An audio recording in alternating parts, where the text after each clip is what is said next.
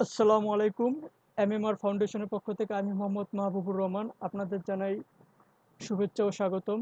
তো আজকে আমি একটা নতুন টিউটোরিয়াল সিরিজ শুরু করতে যাচ্ছি, বেসিক এইচটিএমএল। তো যেহেতু আমরা এইচটিএমএল বা কোড নিয়ে কাজ করব, তো আমাদের জানতে হবে আগে মূলত এইচটিএমএলটা কি এবং এইচটিএমএল দিয়ে কাজ করার জন্য আমাদের মূলত কোন কোন সফটওয়্যার বা কোন কোন টুলসগুলো ইউজ করা লাগে। তো আমরা শুরুতেই জেনে নিই এইচটিএমএলটা কি। আচ্ছা, আমি সরাসরি W3 স্কুলসে চলে যাচ্ছি। তো কোডিং শেখার সবচেয়ে ভালো সাইট W3 স্কুলস, আপনারা এটা ফলো করতে পারেন। এখান থেকে আমরা জেনে নিতে পারি, যেরকম আপনারা এগুলো পড়ে নেবেন, খুব ভালো করে পড়ে নেবেন।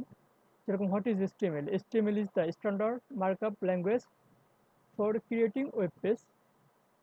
আর HTML stand for hyper text markup language. মূলত HTMLটা একটা হাইপার টেক্সট মার্কআপ ল্যাঙ্গুয়েজ। আর মূলত ওয়েবের যে স্ট্রাকচারটা, যে কাঠামোটা তৈরি করা হয়, মূলত সেটা HTML ট্যাগ দ্বারাই তৈরি করা হয়। তো আমরা যারা ওয়েবসাইট তৈরি করতে চাই বা কোডিং নিয়ে কাজ করতে চাই, তো আমাদের শুরুতে HTML-টা জানা দরকার। তো আমাদের আরও কিছু, আমরা কাজ করার জন্য আমাদের আরও কিছু ক্লায়েন্ট সফটওয়্যার লাগবে। যেরকম সেটা হতে পারে, ওয়েব ব্রাউজারগুলো হতে পারে Chrome, internet explorer, Firefox, safari. তো এগুলো কী করে? টু রিড HTML ডকুমেন্ট, এগুলো HTML ডকুমেন্টগুলো পড়ে অ্যান্ড ডিসপ্লে দেম, এবং তারপর কি এগুলো আমাদের দেখায়, ব্রাউজারগুলো কি আমাদের দেখায়, আমাদের কোডগুলোর ফিডব্যাক দেয়। তো আপনারা যারা এই ক্লায়েন্ট সফটওয়্যারগুলো ডাউনলোড করবেন, তো আপনারা গুগল থেকে জেনে নিতে পারেন।